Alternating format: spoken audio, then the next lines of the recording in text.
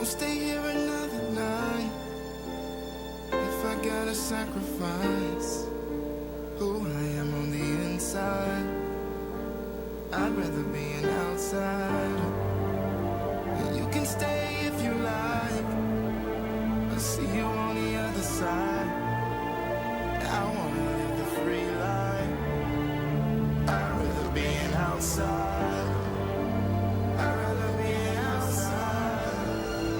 I'd rather be an outsider. I'd rather be an outsider.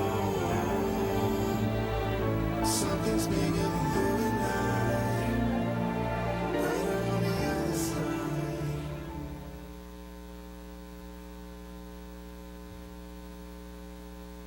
Good morning.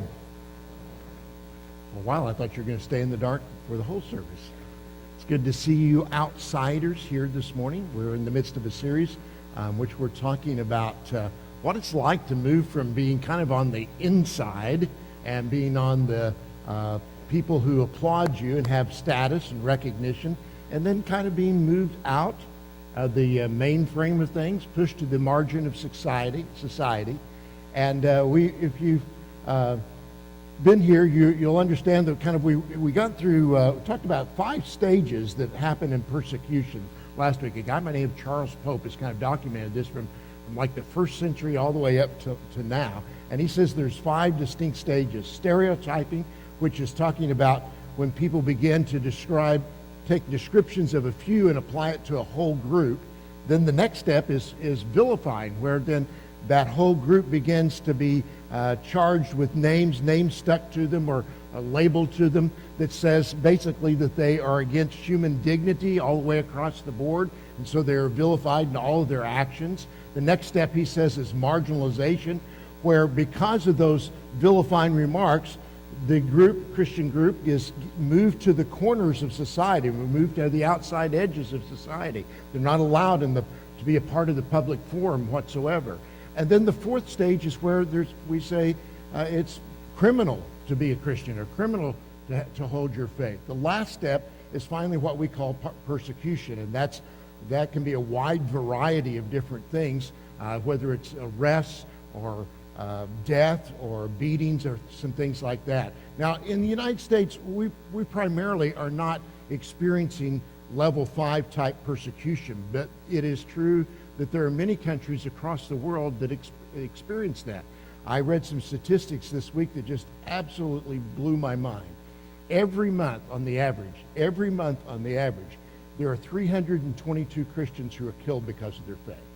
There are 214 churches or ministries that are bombed or burned or destroyed every month. And there are 722 acts of violence. That means like beatings, abductions, rape, arrests. They're committed against Christians because of their faith every single month. Every single month. Now, we're not facing that in the United States. We don't face that level 5 persecution. But we're seeing a rise of level 3 marginalization of Christians. Just this past year, an InterVarsity group, which is a ministry to college kids back in the East at a particular college, was outlawed because in their bylaws, they said all the officers of the InterVarsity group had to adhere to Christian beliefs. And they said they were a racist group because they said you have to be a Christian in order to be a part of that group. Now, that did not touch other groups in the university system that had requirements of beliefs in certain things, whether it might be Muslim groups or Hindu groups or things of that nature. But Christians were targeted to say, you do not have status anymore, you do not have recognition of a group anymore within this university system. This past year, a federal judge upheld a decision that a public school can prohibit its 5th grade students from reading or discussing the Bible at recess or during the lunch table time. Examples of marginalization of Christianity just keeps kind of coming up and growing within our culture. And the question is, though, the question for you and I as followers of Jesus, how are we going to respond to that? How do we engage in that? What should our behavior be as a result of that? Peter wrote a letter to a group of Christians in the 1st century who were in that stage 5 category of persecution. And Peter shares his wisdom to them who were facing it right then, and to us today, that we need to kind of look at and see what principles are there for us to live our life through. At the time that Peter wrote the letter, there was a guy by the name of Nero who was emperor of Rome. I don't know what you remember from your world history classes, but Nero was not a nice guy, to say the least. Nero wanted to do an urban renewal project in Rome, so he wanted to get rid of the slums that were in Rome, the lower class people, the people who were very poor. So he started a fire in order to burn down part of Rome so he could establish, I guess you could say, new housing additions in that area. He wanted that land.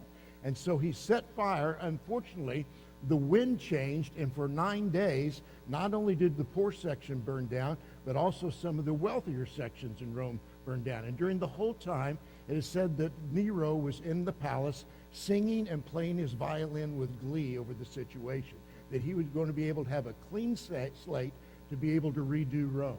And so this was his project. Now, because people were upset because the wealthy sections were also destroyed, Nero said, it wasn't me that did that. It was the Christians. It was the Jews and the Christians who did that. And a massive persecution rose up against Jews and Christianity as a result of that. It was a very inhumane period for those who were Christians. Nero had Christians covered in wax and then lit them on fire in order to illuminate his garden parties. Peter is writing to these Christians and talking to them and saying, all right, what do we do now? I mean, how do we respond to this increasing hostility? How do you and I respond to the increasing hostility and marginalization of Christians today? What do we do in that situation? I think from my vantage point, there seems to be two common ways that followers of Jesus seem to respond. One, and neither really are biblically consistent, but one common way is appeasement. We kind of give up and give in. We don't want to upset anybody, and so we just say, you know, you got to go along in order to get along, you know? And we abandon our beliefs. And in fact, there have been a couple of major denominations of churches who have basically said, we no longer require people to be a member of our particular denomination. If you don't believe in Jesus, that's okay. And it's all right. As a matter of fact, not only that, there's one major denomination has decided that they will ordain ministers within their group, even though they do not hold to what we would call commonly held truths of the Word of God, like the Bible is the inspired Word of God, like Jesus is the only way of salvation. You don't have to hold those beliefs in order to be a minister within that group. So that's a type of appeasement. We don't want to be marginalized, so we'll just join the culture. The second approach is to attack, and that's a commonly held deal, and those attacks can be brutal. I mean, there are times, guys, not that any of us are this way, but we can become very prideful and self-righteous. I don't hear any amens on that part of it, but the reality is we do. We can get very much that way. And so we respond. When we're hurt, we respond out of that hurt, and we raise up opposition that can be just as nasty as the opposition that's being thrown at us. And we can begin stereotyping and vilifying the opposition, you know? We can get hold of people and just beat them over the head with the truth, and then when they run away, we scramble after them to beat them some more, you know? And we're wanting people to sign up to live for guidelines that they've never signed up for in the first place. Honestly, I'll be honest, there are times when I cringe when I hear or see some of the responses on social media that Christians write. Sometimes we write and print some inexcusable things, and we turn it into an us versus them sort of deal, which just reinforces the stereotyping that the critics are already doing to Christians in the first place. When my oldest daughter was in college, I met a guy by the name of Caleb, who came to our church several times in the late 90s, and was a member of a camp team, and he met several of our kids here in our church, came to Boulevard quite often. Caleb came from Columbia, Missouri, and he grew up in a family that was kind of unique in lots of different ways. Both of his parents were professors on a university level. They hadn't been married very long. Caleb was their only child. But when Caleb was 2 years old, his parents divorced. And what makes this story unusual is that Caleb's mom fell in love with a woman at her work. And Caleb's dad, at the same time, fell in love with a man at his work. And they both announced at the time that they were homosexuals. And so Caleb grew up going to gay pride parades, is that how you say it? Gay pride parades, and rallies and things of that nature. When he was 9 years old, he was marching in a gay pride parade in Kansas City next to his mom and her partner, Vera.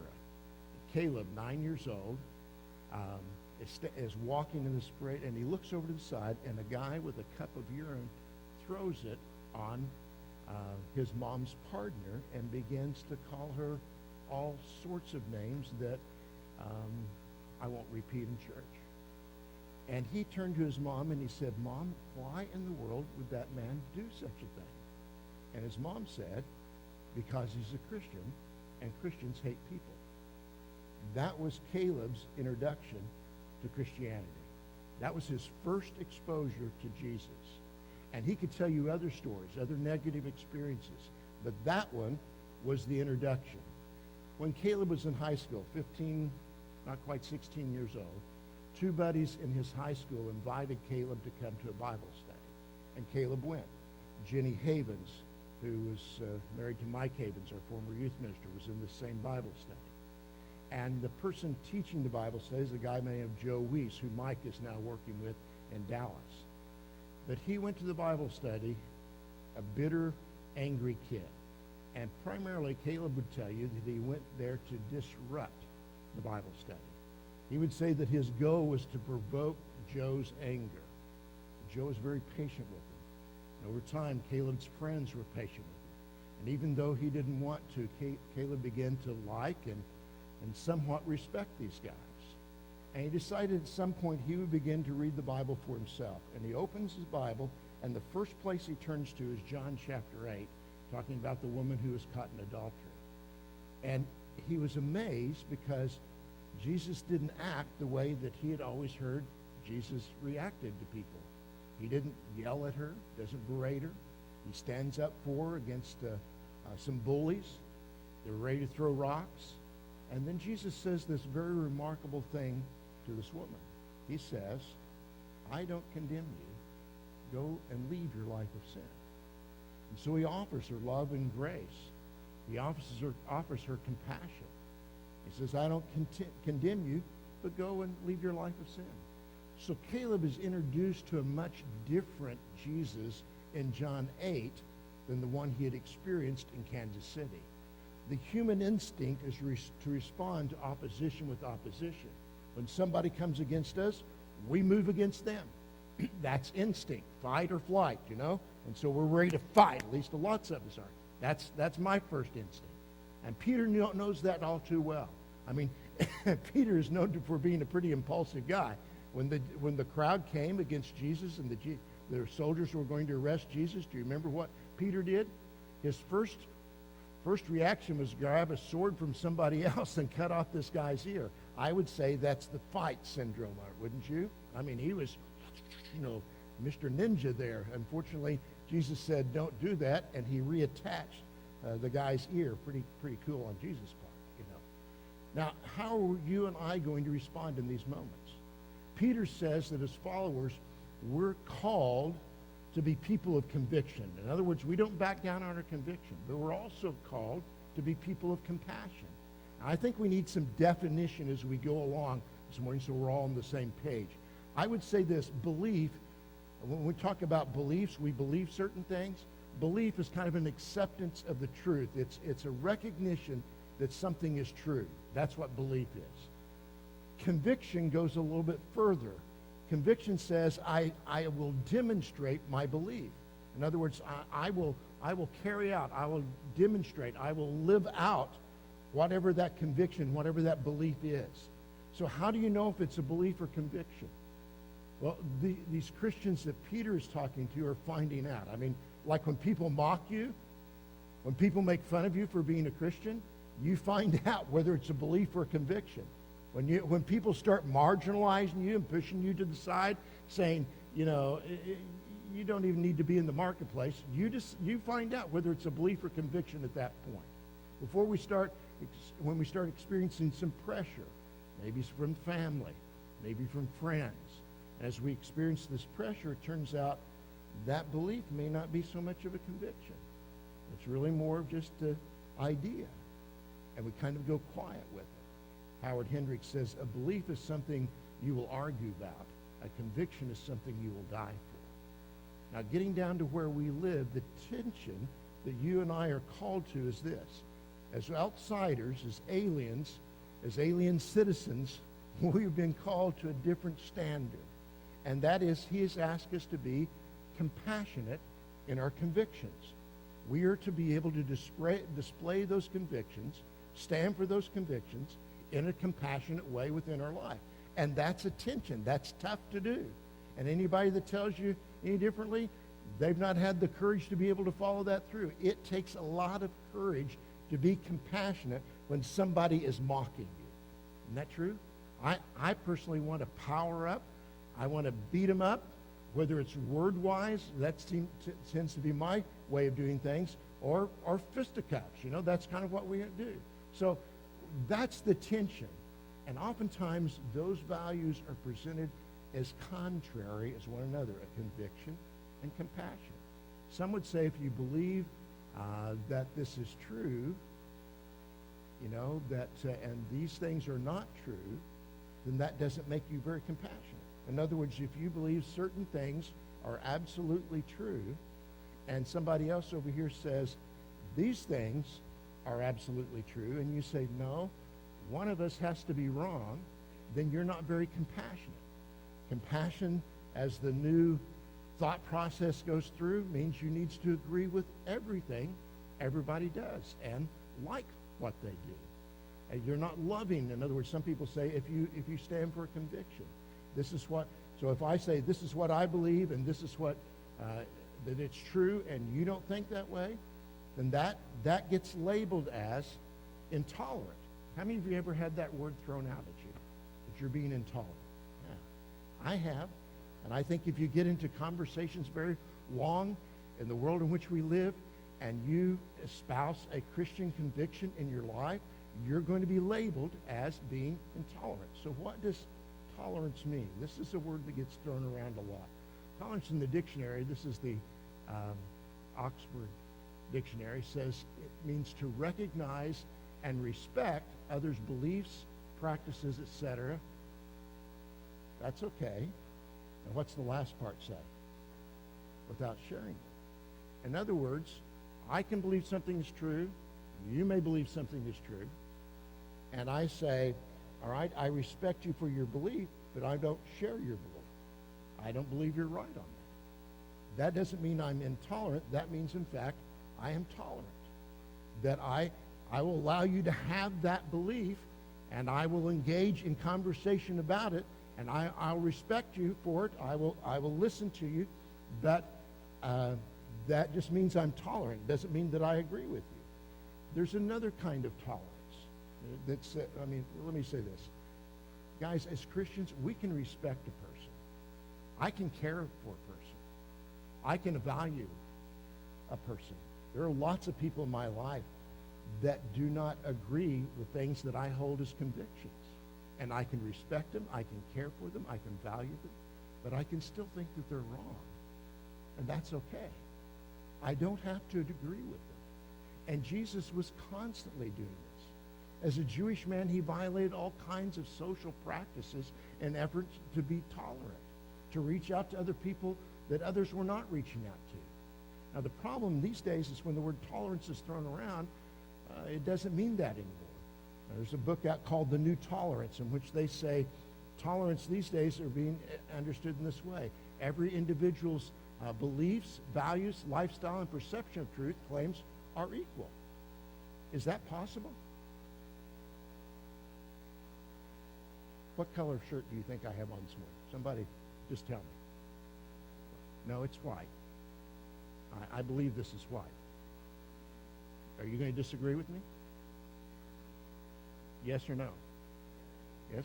What would you say if I continued to just adamantly adhere to the fact that this is a white shirt that I have on this morning? Pressed, button down, white shirt. What would you say?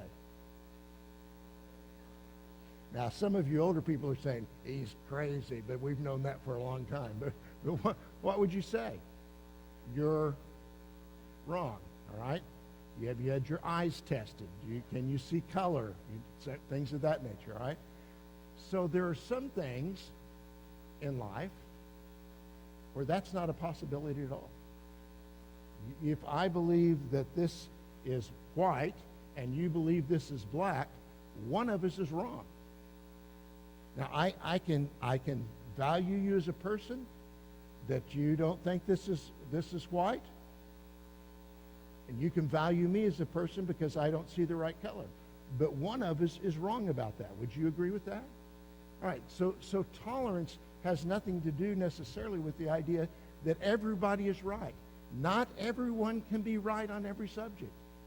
There are some things that are, can I say it, black and white. They really are. There's not any gray area within that. And yet that's increasingly the way it's presented.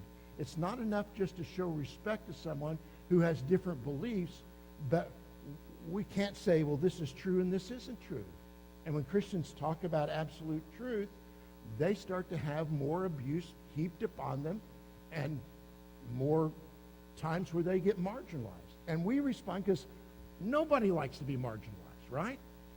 I want people to like me. Please like me today. You know, I like to be liked. Most of us do. But the reality is not everybody's going to like you. So how are Christ followers going to respond with compassionate convictions? Here's Peter's wisdom to Christ followers in the first century. We're just going to kind of go through some statements that he makes in 1 Peter chapter 2. And can I say this? First century Christians followed Peter's advice. And you know what the results were? The world was won. Rome was turned on its head.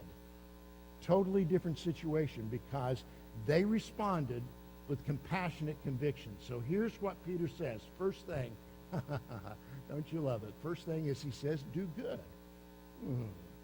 Why do I have to do good? He says in 1 Peter 2:11, I urge you as what?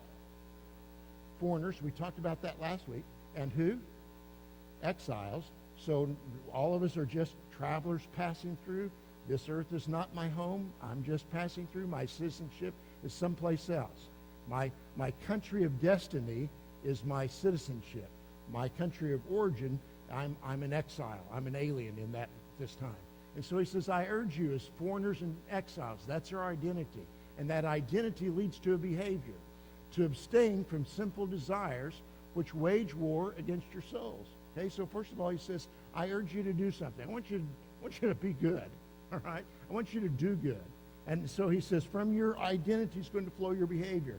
Verse 12, he says this, live such what?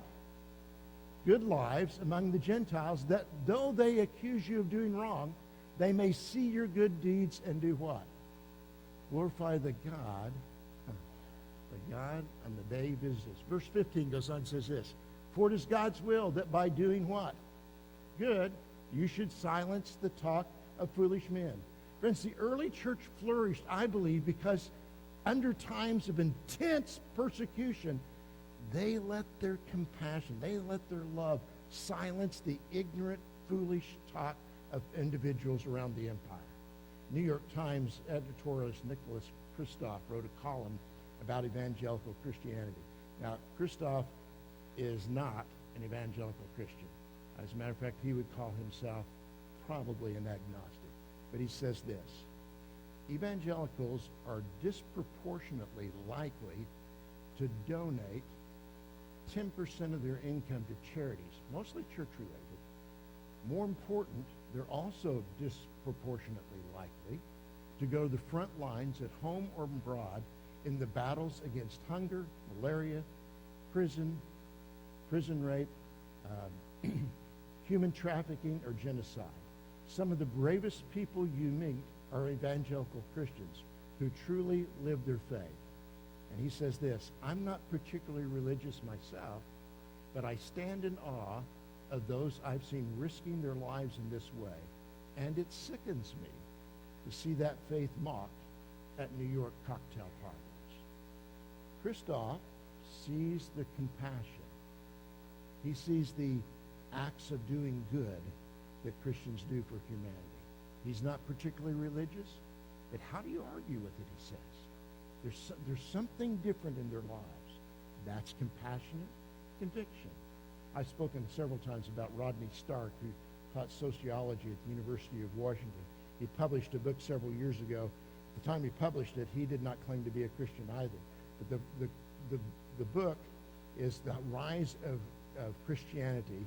Subtitled is How an Obscure Marginal Jesus Movement Changed the World. And he tracks Christ followers throughout the first 300 years or so, where there's this incredible, intense persecution of Christianity. But then during that time, the church just exploded.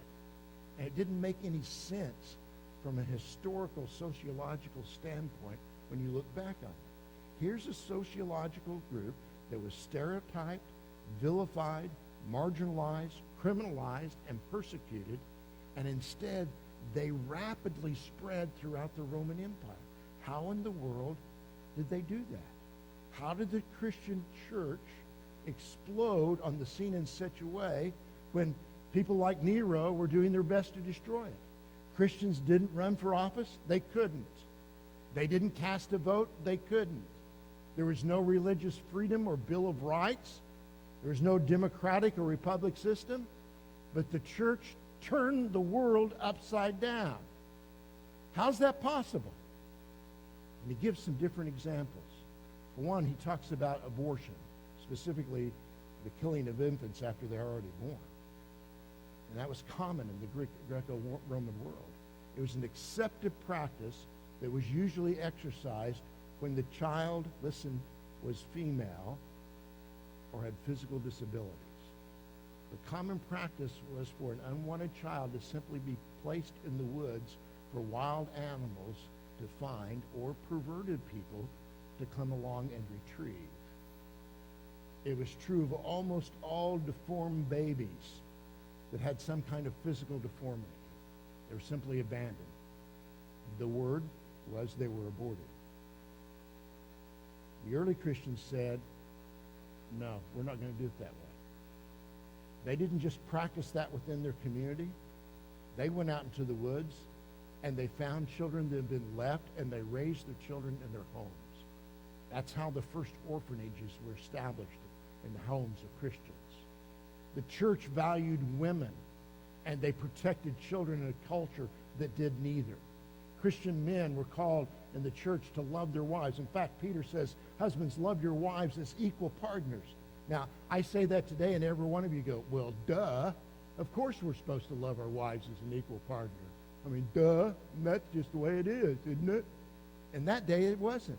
And what Peter's words, when he said those, they were completely foreign. They were ridiculed. The followers of Jesus had dignity, showed dignity, lifted the dignity of women. And the list goes on and on and on. And eventually, change happened. When Peter wrote this, Rome is persecuting Christians and killing them. But as Christ's followers responded in a different manner, Rome eventually becomes Christian. Becomes a Christian nation. How? How did that happen? They did good. They were compassionate. They lived out. And they did good stuff. Here's what's fascinating. You can trace this. When Rome becomes Christian, you know, when they went from winning the world through love to beginning to try to win the world through power, it all falls apart. The moment, guys, listen to me, the moment Christians trade love for power, it falls apart. Because when we trade love for power as the way to influence the world, it never works. Never, ever works. So Peter says, show compassionate conviction. right? Do good. Second thing he says is show respect. 1 Peter chapter 2, verse 17 says, show proper respect to everyone, love the family believers, fear God, and curse the emperor, right? Listen, curse whoever the president is. Is that what we're supposed to do? And yet that's kind of what we do, isn't it? We don't honor anyone. And Peter says specifically, if you're in the midst of persecution, show some respect, all right? And if Peter tells us to honor Nero, probably the most corrupt leader of an empire ever, surely I can honor a president whether it's Bush or Clinton or Obama or Trump. Doesn't mean I have to agree with them, nor does it mean I can't express my disagreement, but it does mean that I don't demean someone. And our tendency is that when we are belittled, we respond with attacks of our own. 1 Peter 3:8 says this, finally, all of you have unity of mind. Be sympathetic, love one another. Be, what's that next word? Compassionate. And what's the next one? I kind of like Peter up until that part. We don't like humility very well. We like the word. We just don't want to live it out in our lives. And here's how we can live out those things. Do not repay evil with evil, insult with insult, Facebook page with Facebook page, tweet for tweet, but with blessing, because to this you were called, so that you might or may inherit a blessing. Being demeaning, guys, being demeaning may win your points with your homies, but it does nothing towards leading a person to Christ. You squash your possibilities when you begin doing that. And friends, I gotta tell you, God did not call us to be the champion of winning arguments on Facebook. He chose us and called us to be his witnesses in this world to win people to Jesus Christ. And that's where we need to stand. Third thing Peter says, being compassionate, convicted. He says, be holy. Ooh, I can already hear the eyes rolling. I mean, sometimes when you roll the eyes, it makes a noise, you know? And when we hear this word holy, it just kind of, But Peter says, in 1 Peter 1:16, he says, God says, be holy as I am holy. In other words, this is something God has called us to, is to be holy. And so verse 15, he says this, chapter 2, verse 1 says, so put away, this is what holiness is, put away all malice and all deceit and hypocrisy and envy and all slander. Now, I'll tell you, that's hard. Because as human nature, we don't want to be on the outside. And so we fight hard to have that status. We don't want to be left out. We want to be included. And holiness means to be set apart. And so there are times that we've got to begin ridding ourselves of certain things that destroy the holiness in our life. Deceit, hypocrisy, envy, slander of every kind. Peter says, get rid of these things. Get rid of them. Fourth thing he says is be samples. Oh, I love this. Peter says, to this you are called, because Christ suffered for you, leaving you, it should be an example, that you should follow in his steps. In other words, Jesus wants us to be an example, a sample of somebody else. Jesus suffered abuse, and the manner in which he did it was how we were brought to God. Because of our identity, we are aliens. We live differently. Don't return rant for rant, emotion for emotion. He says you're surrounded by people. Yes, you're surrounded by people who don't believe like you believe. Don't care about God's standards. Are appalled at our convictions. So how do we respond? Verse 23 says this: when they hurled their insults at him, talking about Jesus, he did not retaliate. When he suffered, he made no threats. Instead, he entrusted himself to him who judges what? Justly. That's the sample that God wants his followers to be. Our truth is in something greater. Our truth is in a bigger judge. You know, the psalmist says, taste and see what? That the Lord is good. Just say that with me. Taste and see that the Lord is good. I don't know about you, but I got to confess a couple things. I like going to Sam's. You know what Sam's is up in Tulsa? Sam's warehouse? Because you can go and graze at Sam's. How many of you have ever been grazing at Sam's? I can go to Sam's and I can be not hungry at all, and I'm going past and this lady, nice lady, she has the samples of stuff, right? I'm not even hungry. Don't want to be bothered. I'm on a mission. I'm going to get something, return it to my wife's shopping cart, and hopefully we can get out within 4 hours, okay? That's my goal, okay? So I walk past, and she annoyingly puts her tray out in front of me. I don't want to be rude, so I take the toothpick, and I pop the Asian chicken something or another in my mouth, and I'm walking on. I'm not going to pause. I'm walking on.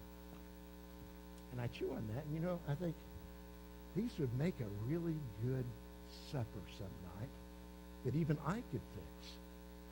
So with my altruistic motives in mind, I abandoned my mission of going to get the one thing I was going to get, and I began browsing through the Asian chicken section, and guess what I do? From that sample, I make a purchase, and I bring it home with me. I was not hungry. I was not looking for that kind of food at all. I was looking for the egg rolls, So it had, but that would go great with the egg rolls. And you begin to kind of see. And so this sample, this toothpick piece of chicken just entices you, And it's hard to get mad at people who are handing out free food, right? As a general rule. How many of you get mad at people handing out food? I applaud them normally, all right? And so we are surrounded by people who don't believe what we believe, who don't really care about what we believe, don't really care about God's standards. They didn't sign up for them. But you know what our job is as followers of Jesus? It's to walk out around holding out samples, letting people taste and see his kindness. Let people taste and see his goodness and his love. I mean, what would happen if that became our mentality? Where we walked around school, we walked around work, and we're a plate with toothpicks handing out samples. What would happen? Some of you have a person in your life and you're like, well, that's not going to work.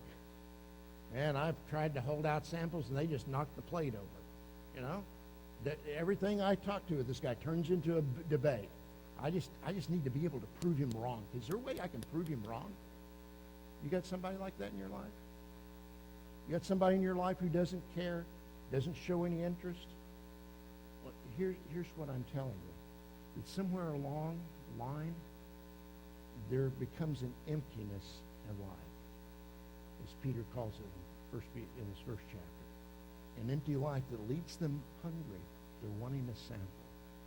And if one of you just happens to be in their life at that time with a plate of samples, it could change everything. It's a deal changer. We blame the decline of our culture on all sorts of things. And it's easier to blame other people. So we blame elected officials. We blame activist judges, unconstitutional rulings, secular entertainment. But you got to wonder. I mean, if we actually did this stuff, do good, be holy, what if we did that kind of stuff? Showed respect, being a sample. You wonder what kind of impact that might have if the church was just sacrificially caring for the poor and needy people. I mean, what if the church relentlessly reached out and cared for single moms in need? You have to wonder what kind of impact that might have. What if you and I were samples of compassionate convictions within our life? I mean, after all, we call Boulevard, we're a caring what? Community of Christians. So what if we were samples? Caleb, the guy I started the sermon with the story, was introduced to a totally different Jesus in John 8 than the one he'd met in Kansas City. But he got a taste. He got a taste of God's goodness through his friends and through Bible study. And at age 16, Caleb surrendered his life to Jesus. At the time he did that, his mom disowned him, and his dad kicked him out of his house. So at age 16, follower of Jesus, he's bouncing from one house to another house. He ends up living with the guy who was leading the Bible study, Joe Weiss. Living with his family, he and Ruth Ann.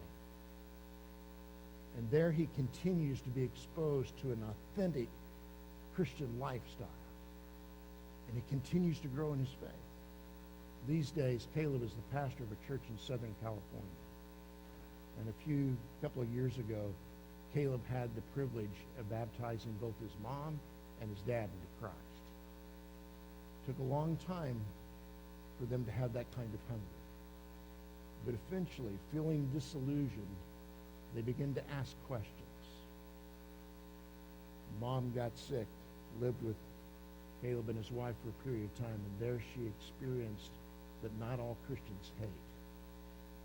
She experienced the Jesus of John 8. Today, neither of them are engaged in the homosexual lifestyle. They struggle with those feelings. And Caleb just recently wrote a book called Messy Grace. Subtitle is How a Pastor with Gay Parents Learned to Love Others Without Sacrificing Conviction. Good book. You got to pick it up. It'll challenge you. You may not agree with all of it. It's all right. You can be calm. But it'll study you. He wants churches, Christian lives, to be a place of messy grace, where we have strong convictions, but we're known for our compassion. Jesus wants you and you and you and you and me to be samples of compassionate convictions. So here's the challenge for you and I this morning. As a follower, will you be a sample? Will you be a sample? Will you be a sample of a person who hands out compassionate convictions? Here's the challenge. In a minute, we're going to have our decision time. And this decision is going to be for you to do this. You can choose not to. That's all right. I will still love you anyway. In the front, there's two tables. There's a table in each corner of the room. And if you are willing, like our first signers of the Declaration of Independence, to go and sign your name boldly upon that document that says, this is our conviction, we're going to live it out, I'm going to ask that you come up and take one of those pens and sign that. We're going to create a collage, and it's going to be on display, that says, I, James McCracken, I'm going to be a sample of compassionate conviction. I'm going to live my life that way. And it's just a way of saying, yes, this is what I'm going to do. You don't have to sign it. You can choose not to be a sample. You can appease or attack. But I got to tell you, that's not going to win the world to Jesus. You're going to lose your influence as it went. Now, are you going to be perfect in that? No, you're not. I have some relatives in my life that have, for the last several years, have attacked our family relentlessly because of our convictions. They know nothing, only that I am a preacher, and that's someone that they don't like because of that. What's interesting is in recent months, there's been a softening in that. There's been some questions being asked. Has it been easy? No. Will they come to Christ? I don't know. All I know is I've been called to be a sample. You don't get to pick the outcome. You just get to pick whether or not you're going to be the sample. Sometimes, I'll warn you, sometimes you just get eaten up, all right? But you don't return insult for insult. You don't return evil for evil.